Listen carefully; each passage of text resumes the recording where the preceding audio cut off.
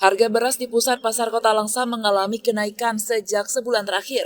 Kenaikan berkisar Rp8.000 dari yang awalnya Rp178.000 per 15 kg. Sekarang menjadi Rp186.000 per 15 kg.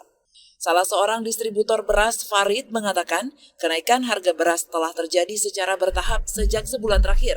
Menurutnya, kenaikan harga beras ini terjadi karena perubahan cuaca, dan hal tersebut membuat ketersediaan stok untuk masyarakat mulai menipis.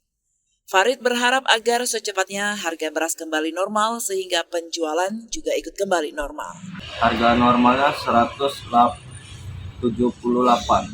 Kalau sekarang? 186.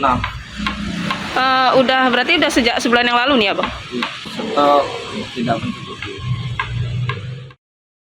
Dari Langsa, Selina Vita melaporkan untuk Puja TV Aceh.